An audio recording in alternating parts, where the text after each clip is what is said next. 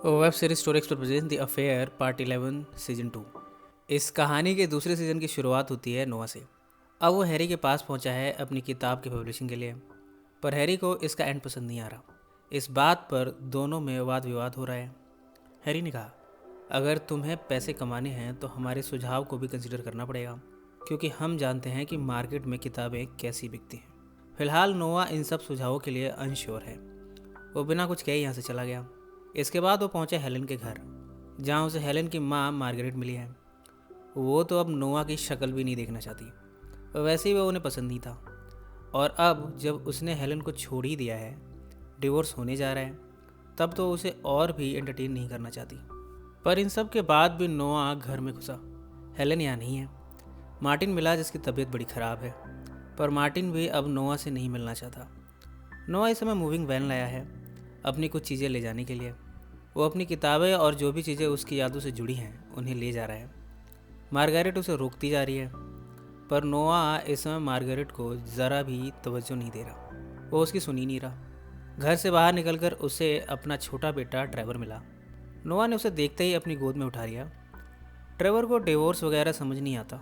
उसने अपने पिता से पूछा, जब आपकी शादी मेरी माँ से हुई है तब आप किसी और के साथ क्यों रहते हो? नोआ ने जवाब दिया, मैं किसी और से प्यार करता हूँ। इस पर ट्रेवर बोल पड़ा, पर आपकी शादी तो मॉम से हुई है ना? नोआ ने कहा, पर प्यार मैं किसी और से करता हूँ। इसका मतलब कल को आप कोई और बच्चा पसंद आ जाएगा तो आप मुझे भी छोड़ देंगे? नोआ के पास इसका जवाब नहीं है। ट्रेवर यहाँ से गुस्से में चला गया है। नोआ के सारे बच्चे उससे नाराज़ हैं, कोई उसकी सुन नहीं रहा। इसके बाद वो पहुँचा उस बिल्डिंग में जहाँ हेलेन उसका इंतज़ार कर रही है। यहाँ लॉयर भी है, जेरेमी। अब यहाँ डिवोर्स की प्रक्रिया को आगे बढ़ाया जाएगा। लॉयर ने कहा, अच्छा हुआ आप लोग तलाक ले रहे हो। जब एक साथ रह ही नहीं सकते तो भला आग में तेल छिड़कने से क्या फ़ायदा। पर फिर भी मैं आप दोनों को बधाई देता हूँ, नई ज़िंदगी के लिए और आज़ादी के लिए भी। तो पहले चीज़ों का बंटवारा कर लेते हैं। आप दोनों के पास अपना अपना घर है ना? हेलेन ने कहा, जी नहीं, वो घर सिर्फ मेरा है। जेरेमी ने पूछा, क्या वो घर शादी से पहले लिया गया था या फिर शादी के बाद? हेलेन का जवाब था, शादी के बाद। इस पर जेरेमी ने कहा, तो इस केस में वो घर जॉइंट प्रॉपर्टी हुई, किसी एक की नहीं, चाहे वो आप ही के नाम पर क्यों ना हो। हेलेन ने कहा, पर मैंने इस घर को एक ट्रस्ट के माध्यम से खरीदा था। जेरेमी ने नोआ से पूछा, क्या आपको इसकी खबर थी? इस पर नोआ ने हाँ में सर हिलाया। जेरेमी ने प्रोसीजर को आगे बढ़ाते हुए कहा, तो फिर ये घर हेलेन का हुआ। नोआ ने कहा, मुझे किसी भी प्रॉपर्टी में कोई हिस्सा नहीं चाहिए, सब हेलेन का हुआ। मुझे बस बच्चों से मिलने का हक चाहिए, उनमें मुझे अपने बाप का रोल प्ले करने का हक चाहिए, और कुछ नहीं। और मुझे ये सब लिखित रूप में चाहिए ताकि इसे बाद में बदला ना जा सके। हेलेन को यह बात कांटे की तरह चुभी है। उसने कहा, मैंने कब तुम्हें उन्हें मिलने से रोका है?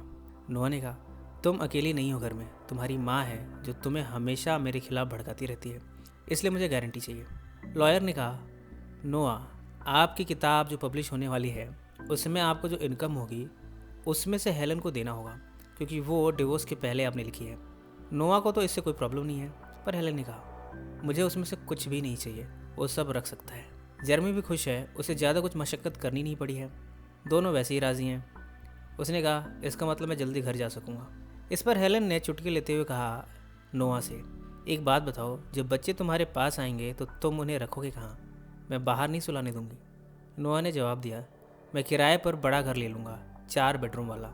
ये सुनकर हेलेन ने उसे मजाक भरे लहजे में कहा, तुम अपनी इस इनकम में 4 बेडरूम वाला घर लोगे? तुम्हारी हैसियत है इतनी?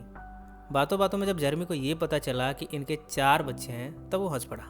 उसने कहा, इस महंगाई के ज़माने में आपने 4 बच्चे कर लिए, वाह।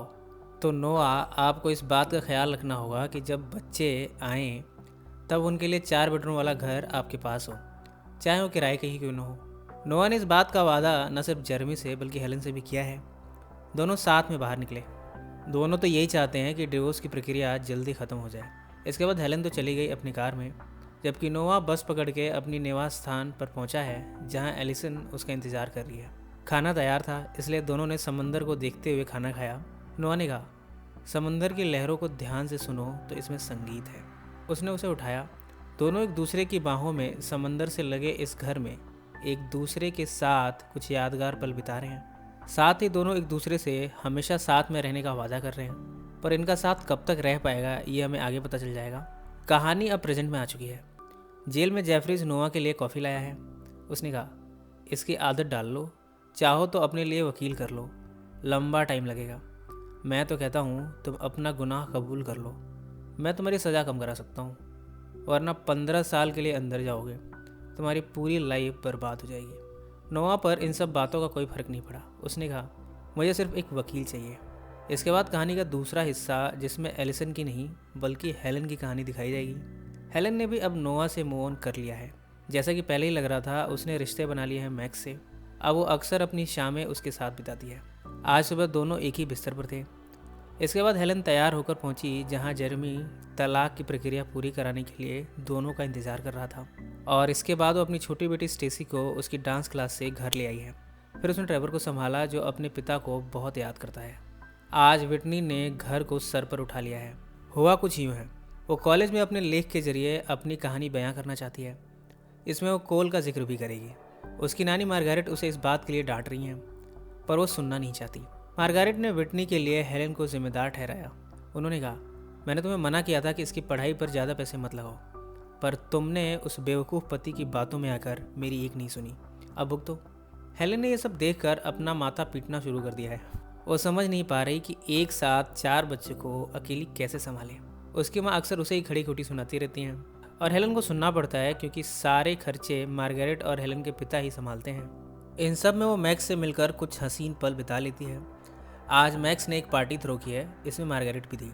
पार्टी के बाद मैक्स ने उसे घर छोड़ा। जब मैक्स चला गया तब हेलेन अपने घर में बैठी थी।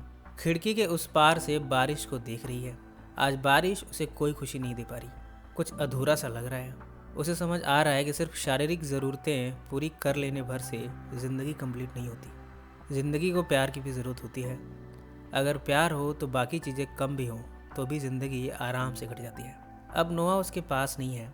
उसने तो अपना सब कुछ न्योछावर कर दिया था उसके लिए, यहाँ तक कि उसकी गलतियों को भी माफ़ कर दिया था, पर होने को कुछ और ही मंजूर था जिसे वो रोक न सकी। पर फिर भी वो नोआ के लिए अपना फ़र्ज़ निभाना चाहती है। इसका भी अपना एक अलग एहसास है, इसलिए आगे चलकर वो नोआ के लिए कुछ करने वाली है। कहानी अब प्रेजेंट में आ गई है। उसने नोआ के लिए वकील अरेंज किया है, जॉन को। वो जानती है कि नोआ के बस की बात नहीं है कि एक अच्छा वकील वो अफोर्ड कर पाए। जॉन आते ही जेफरीज से उलझ पड़ा। बिना किसी ठोस सबूत इकट्ठा करने के जुर्म में मैं तुम्हारी नौकरी खा सकता हूँ।